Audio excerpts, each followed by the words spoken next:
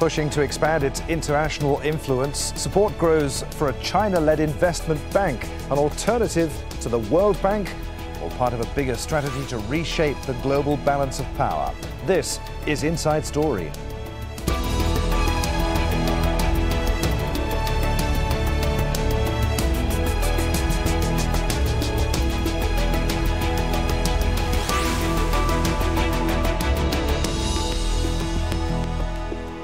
Hello, welcome to the programme in Doha. I'm Adrian Finnegan. The end of the Second World War marked a time of change and a time of rebuilding.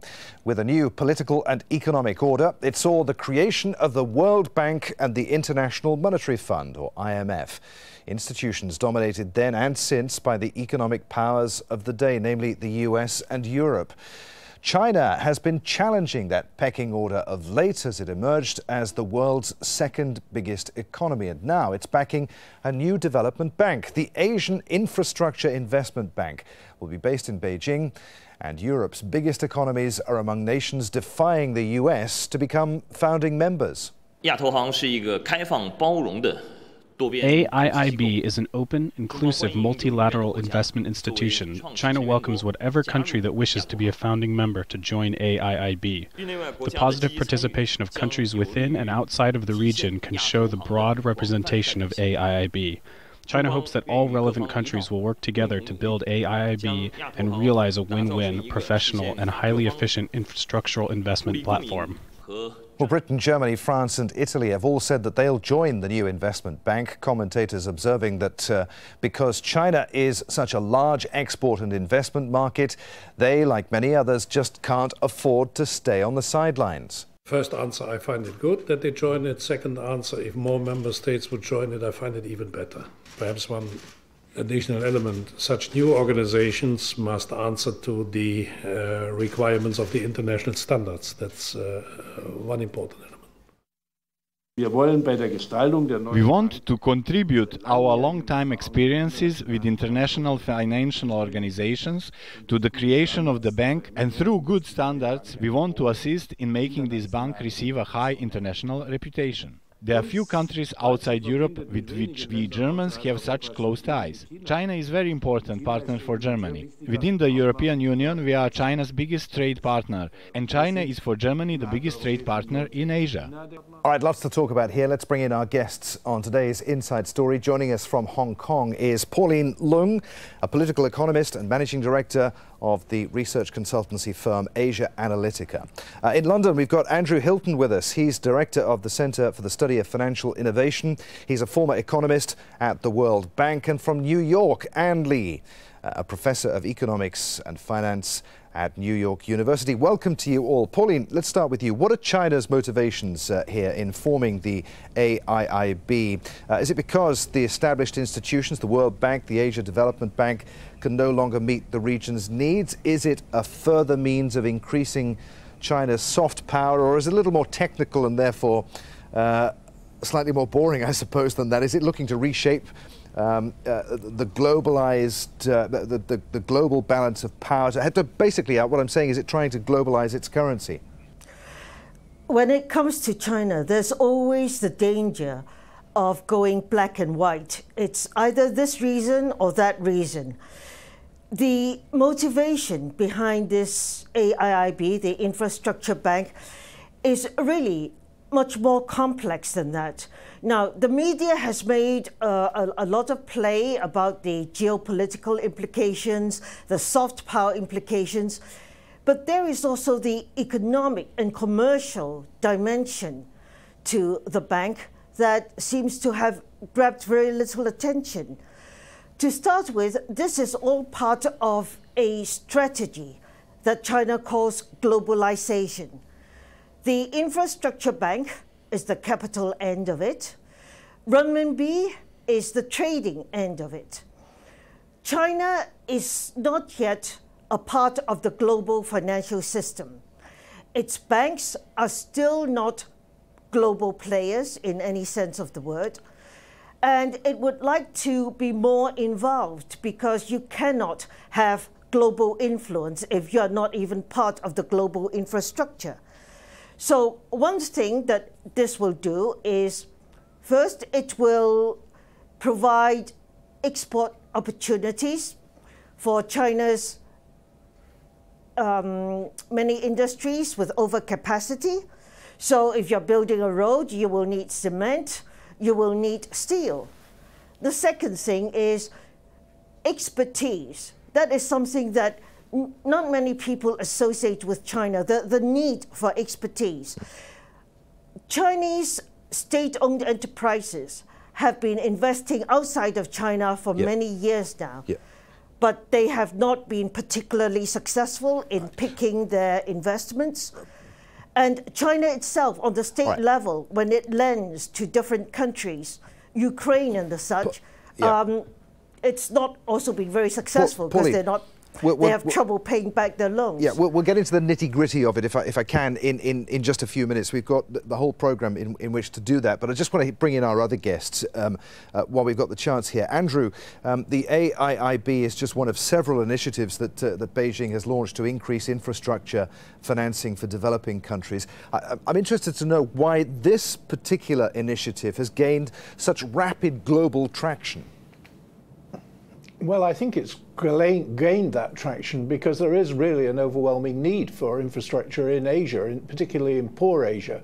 I think a few years ago, the ADB itself, the Asian Development Bank, came up with a figure of $8 trillion in terms of the infrastructure needs of the region. So there is a pressing need economically, and of course there is a pressing need politically, which we've just heard, for China to assert itself more within the region and internationally. And Andrew, why then would European economies be so keen on joining this new development bank against the advice of their ally, the US?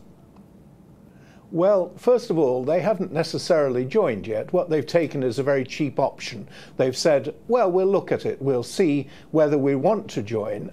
By joining at this point, by expressing interest, all they're doing is getting a seat at the table. The articles of the new bank won't be determined until the end of the year, and it may be that one or two of them will choose not to join. It may be that one or two of them will not be invited to join.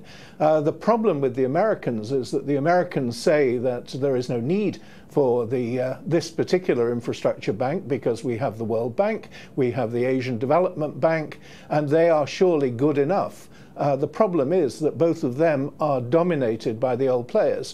The Americans dominate the World Bank, and the Japanese and the Americans together dominate the Asian Development Bank.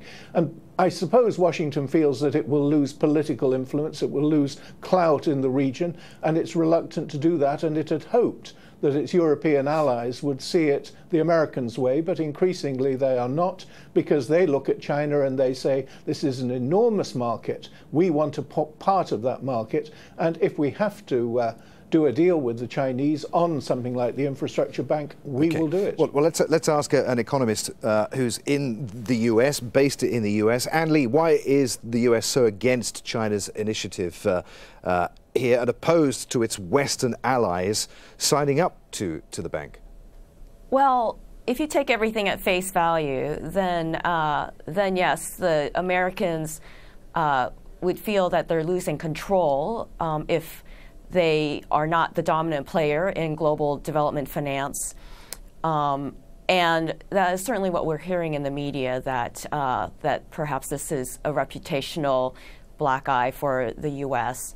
But I don't know what actually was discussed behind closed doors between the U.S. and these European allies. Frankly, the U.K. almost never does anything significant without the agreement of the U.S., and neither does Germany. And so it's very possible that the U.S. has tacitly given agreement and a green light for them to join, and perhaps saw this as an opportunity for U.S. allies to exert influence and monitor what goes on in the new Asian Investment Infrastructure Bank, to make sure that they don't do things that are out of line with what the U.S. wishes. Yeah. So it's much more complex. Yeah, and of because course we don't know all the details behind there's nothing to stop the U.S. joining this new investment bank in China, is there, either? The Financial Times said this week that by setting up and then losing a power struggle with China, it sent an unintended signal about the drift of power and influence in the 21st century. Do you agree with that?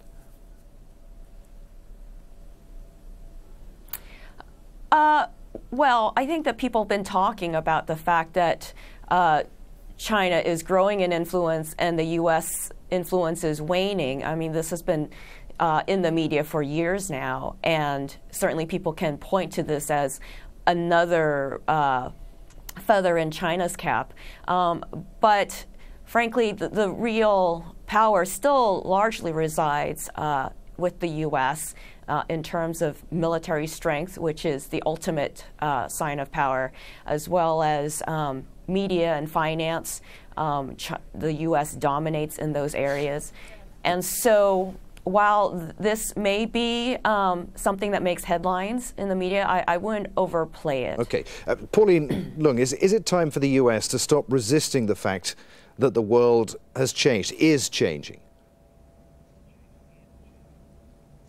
Well, it certainly is time for the rest of the world, not just the US, to realize that China is changing and changing very quickly in terms of its economic power, in terms of its desire for globalization. So we are moving very quickly, and I think future shock is on everyone. Andrew Hilton, what level of influence would European stakeholders have in this new bank? Why would that be important for the new bank itself and for the stakeholders? Well, I think, first of all, that can I just correct one thing? It isn't obvious that the Americans could join if they wanted to. They would have to get congressional approval if they were to join, and it's not clear that Congress would go along with it because there's a very strong anti-China lobby. What do the Europeans see that they're getting out of this? Well, they see that they're getting access to the Asian market, to China as a market.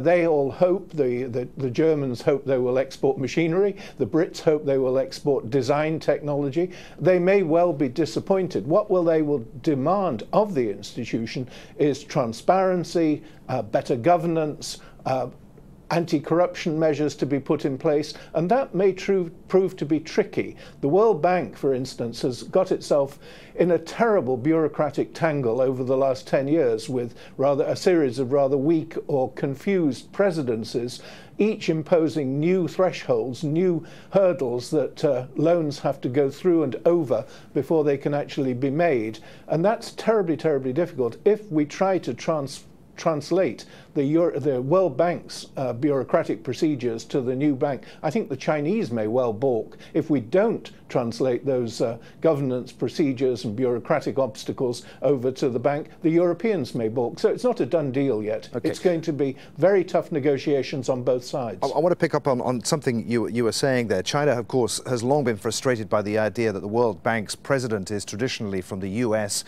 and that France appoints the head of the IMF. And as we mentioned, both institutions were established some 70 years ago. Now, the World Bank was created at the 1944 Bretton Woods Conference in the US. Its official goal is the reduction of poverty by providing loans to developing countries. The International Monetary Fund, or IMF, was created at the same conference. It's more concerned with overseeing monetary and exchange rate policies. And then there's the Asian Development Bank, which, as the name suggests, focuses on development in the Far East. It, too, is dominated by one big player, and in this case, it's Japan. Well, the World Bank and the IMF link loans to good governance, imposing conditions and holding countries accountable. Critics of China's lending practices say they foster corruption and can be clouded by self-interest. Big road and building projects in Africa are quoted as such examples, and Australia, for one, is seeking reassurances from China as it considers joining that new bank. We put forward a number of concerns that we had. They have taken them on board, and we've been working through those issues with China. We want to ensure that anything that we invest in meets the very high standards of the kind of multilateral institutions that Australia has supported in the past. And so these are matters that we're continually discussing with China. A number of our close friends in New Zealand and the United Kingdom have signed up to negotiate with China on this, and obviously the more countries that are involved and are having their concerns addressed, then the easier it will be for Australia to have our concerns addressed. So, Andrew Hilton in London, what's to stop China, who are putting in the bulk of the capital, at least initially, turning around and saying to European stakeholders when they come in and demand good governance that you either do it our way or you don't take part at all?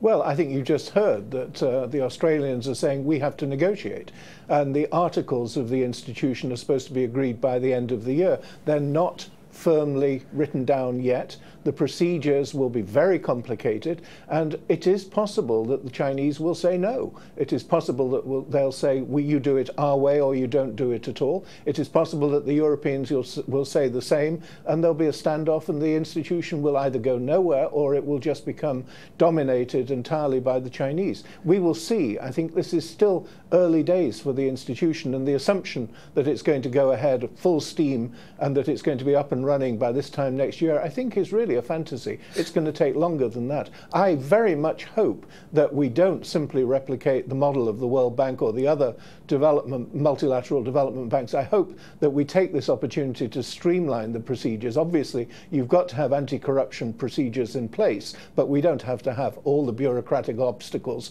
that are put in the way of the World Bank these days. Anne Lee, to what extent is America's reluctance to give emerging powers more of a voice in the established international financial institutions counterproductive? Well, it's counterproductive because you can see that these other developing nations that are arising are basically going around the U.S. and creating their own institutions, and it's very difficult for the U.S. to stop them. And it is possible that these institutions over time can gain much more clout and influence and eclipse what the U.S. has built many decades ago. And so that's the risk that the U.S. runs. They also run the risk that this hostility against China can also backfire down the road, because the Chinese, as well as many other nations, are not going to forget the way they're being treated by the U.S. if the U.S. doesn't respect them and try to cooperate on major issues. Then they may turn around when they're stronger and defy the U.S. in much bigger matters. And so this is really just an act of diplomacy, and the U.S. has not been doing a very good job about that. And so if the U.S. can try to change their attitude about working with these other nations, then I think things will go much more smoothly. Pauline Leung in Hong Kong, is now the right time to reform, to overhaul the established Bretton Woods institutions? I think it is early days yet. As Andrew pointed out earlier, this is a cheap option that the Western countries are taking by taking a small stake. This bank is just $50 billion, small change in the global context. So I think it would be much better for the whole world to take a look and see how this works out in detail, and how everyone gets on in this small $50 billion venture before we talk of much bigger things. Small change, but Anne Lee, to what extent will the emergence, at least of the very emergence of the bank, increase the pressure to reform the World Bank? If this really takes off, then it may either take off all pressure, because there will be no desire from these nations to join the World Bank if this becomes a successful venture on its own right, or the U.S. may realize their errors in trying to deny a bigger voice to these other nations like China in the IMF and World Bank and reform. I mean, it could go either way, but I do think that it's too bad the U.S. missed the opportunity to reform the IMF because all the European nations had also basically agreed to the reform, and the U.S. was the only one that basically vetoed the whole idea. And so this didn't make the U.S. look good. And going forward, certainly mistakes can be corrected, but you know, what's done is done. And I think that China has made inroads by creating these other multilateral institutions with the BRICS Bank, with the Contingency Reserve, you know, and with obviously the Asian Infrastructure Bank. Andrew, I just wonder whether you think that the US is intentionally keeping China down. Will this new China-led institution be seen as complementary to or a competitor to the World Bank and the Asian Development Bank? Well, I think that there is a fragmentation of the multilateral banks anyway. We have the African Development Bank, we have the European Bank for Reconstruction and Development. There is a sense, there's the BRICS Bank, which is also taking time to get off the ground. But there are a number of these regional banks which have been established. I think the Americans don't like that, but it's not actually that it's not the American administration that's holding up reform of the World Bank and the IMF, it's actually the US Congress. The Americans have actually been pushing for a greater voice for the emerging markets in both the World Bank and the IMF, but the Congress is saying no because it fears that the Americans ultimately will lose their veto. I think that the Americans really are on a hiding to nothing if they're going to put all their eggs in the World Bank and IMF baskets. They might as well go with the flow and accept that there are going to be these regional banks. And indeed in China, there's also the Shanghai Cooperation Organization, which has now a new development mandate. So China is also putting its eggs in separate baskets. There's a fragmentation of the entire multilateral diplomatic initiative that's been going on in the last few years. We haven't really noticed it yet, but the structure is changing. Okay, well, that leads to the question, should a political grouping like the G7 be reformed to reflect China's increasing financial weight? Well, it was. We had the G20, and now, of course, a lot of people are saying that the only G that matters is the G2, which is the United States and China, and they meet behind closed doors, and what they say for the global economy is what we all have to do. So, yes, effectively, there is a restructuring of the international order underway. 10 years or 20 years from now, we'll look back and we'll see what was we'll understand what was happening at this point, because we're in the middle of the storm. We probably can't really see it terribly dispassionately. And Pauline, it's too simplistic as far as you're concerned to say that with the establishment of this bank, China is looking to gain political influence through lending and investment around the world. Well, yes, China would definitely be very happy if that sort of lending helps with its influence.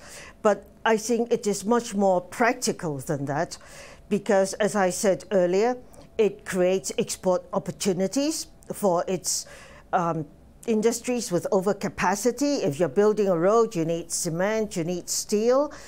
But more importantly is the fact that I think China actually does want to be part of a group where you are making lending decisions, where you're doing things in a proper way, where you can evaluate projects so that you're not just lending on the basis of relationship or on other things.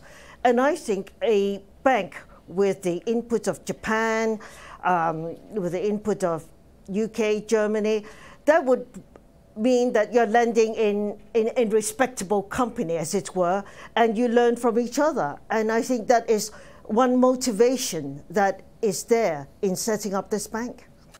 So, Pauline, as far as you're concerned, China is not looking to reshape the global balance of power by establishing this bank? Oh, China would definitely like to reshape the global balance of power. It's just that this bank has more use than just that simplistic move. Okay.